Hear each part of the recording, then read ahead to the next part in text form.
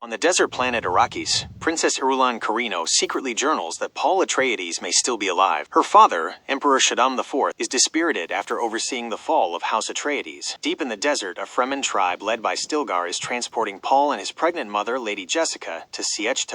During the journey, the group is ambushed by Harkonnen troops. Using their superior knowledge of the dunes, the Fremen dismantle the patrol. Paul proves his worth in combat, but some Fremen remain suspicious, believing the mother and son are spies. However, Stilgar is convinced that Paul is the Lisan al Gaib, the Messiah from the outer world promised in ancient prophecies. Upon arriving at scorched, the tension between the believers and skeptics becomes clear. Chani, a fierce Fremen warrior, openly mocks the prophecy, viewing it as a tool of manipulation used by the Bene Gesserit to control her people. Paul, sensing her distrust, makes a public speech declaring he does not seek power and only wants to fight alongside the Fremen as a brother. Lady Jessica is forced to undergo a dangerous ritual to become the Fremen's new Reverend Mother. She must drink the water of life, a poisonous liquid extracted from a young sandworm. She survives, but the process alters her consciousness, allowing her to communicate with her unborn daughter, Aliyah, who possesses adult-like awareness even in the womb. Jessica begins a whisper campaign, using her Bene Gesserit training to convert the skeptical southern Fremen. Meanwhile, Paul undergoes rigorous training. Chani teaches him how to sandwalk to avoid attracting Shai-Hulud,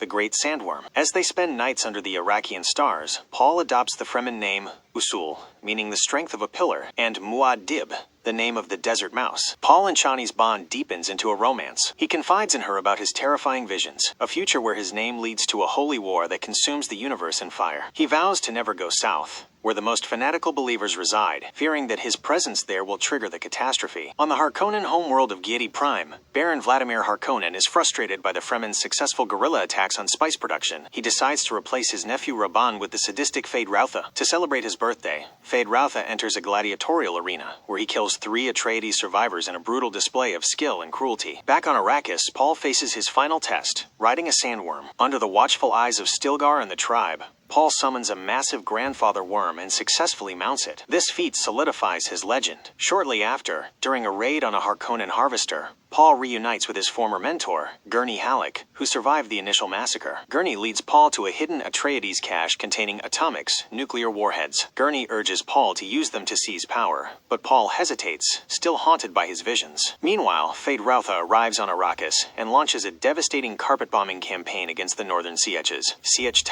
is destroyed, forcing the survivors to flee. With their homes gone, Stilgar insists they must move south to join the millions of Fremen gathered there. Paul realizes he can no longer avoid his destiny. He decides to drink the water of life, a feat no male has ever survived, to gain the prescience needed to see through the fog of the future. He falls into a deep coma, and only Chani's desert spring tears can wake him. Paul awakens with total clarity. He sees all possible paths, and realizes that the only way to save the Fremen is to embrace the role of the Messiah. He travels south and enters the Great Council. Instead of challenging Stilgar for leadership, he uses his powers to read the minds of the council members, proving he is the Lisan al Gaib. Paul officially declares himself the Duke of Arrakis and challenges the Emperor's authority. He sends a message to the Imperial fleet. If the great houses do not acknowledge him, he will use the Atreides atomics to destroy the spice fields forever, effectively ending interstellar travel. Chani looks on in horror, realizing the boy she loved has been replaced by a cold, calculating God King. As the massive Imperial ship descends toward the Arrakeen capital, Paul stands at the edge of the dunes, watching the gathering storm. He has accepted the burden of the prophecy, and the stage is set for a confrontation that will change the fate of the known universe.